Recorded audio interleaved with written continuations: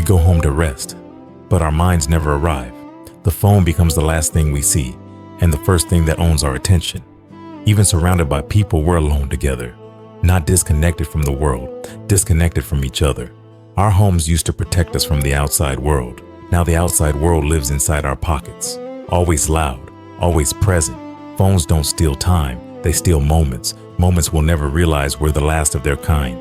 We don't scroll because we're bored. We scroll because stopping means thinking, and thinking sometimes hurts more than distraction. Night was meant for rest. Now it's where anxiety scrolls endlessly, searching for relief that never comes. The phone promises connection, but it trains us to escape instead, from silence, from ourselves. Freedom doesn't begin by throwing the phone away. It begins when we stop using it to avoid our own thoughts. The phone makes the world feel closer, but it often reminds us how small and distant we feel inside it. Busyness feels productive, but distraction quietly replaces direction. The mind relaxes when it remembers the world exists without updates. Silence doesn't demand anything. Attention is taught by environment, and we're training ourselves to disappear. The device promises relief, but it can't replace grounding. Even joy competes with distraction. Presence has to be chosen. Technology didn't invade our homes. We invited it to fill emotional gaps. Freedom doesn't begin with deleting apps. It begins with remembering how it feels to be here. Even when life is moving around us, our attention is trapped in a small glowing screen, stealing moments we will never get back without us even noticing it happening. Phones don't just distract us, they replace presence, turning shared spaces into silent rooms where connection slowly fades without conflict or sound. We think we are relaxing, but our minds are still working, scrolling, comparing, absorbing noise that never lets the brain truly rest. The phone becomes the last thing we see at night and the first thing we touch in the morning, quietly shaping how we feel about ourselves.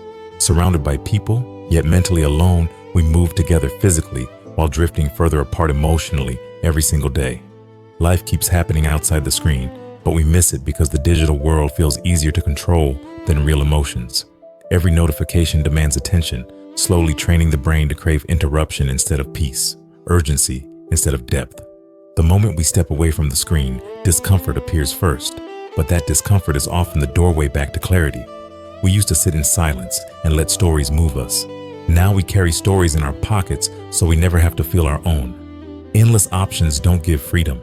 They overwhelm the mind until scrolling feels easier than choosing. Nature offers stillness, but the phone offers escape. And escape often feels safer than presence. Repetition calms the nervous system. That's why endless feeds feel comforting, even when they give nothing back.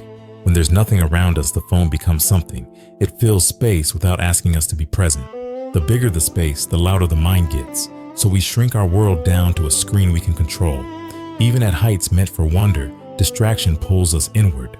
Because wonder requires attention, we've forgotten how to give.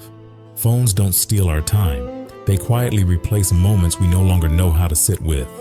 Homes were meant to quiet the mind, but now they amplify it. The silence feels louder when the screen lights up first. That glow becomes permission to avoid ourselves. Comfort quietly transforms into dependency, and without realizing it, rest stops feeling safe. Connection doesn't disappear suddenly. It fades in small moments.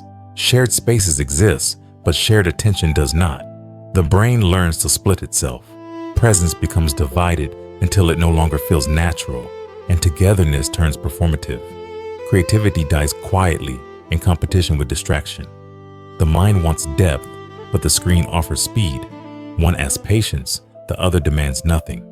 Over time, effort feels heavy and avoidance feels logical. Potential stays unfinished.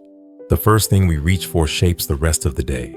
Before thought, before intention, the habit speaks. Mornings lose their softness.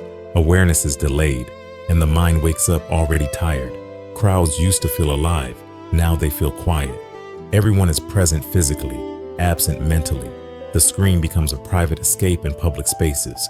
Isolation grows even where people gather. Knowledge waits patiently. Distraction never does. The brain chooses what's easiest, not what's meaningful. Depth requires effort. Scrolling requires nothing. Over time, curiosity weakens, and attention becomes shallow.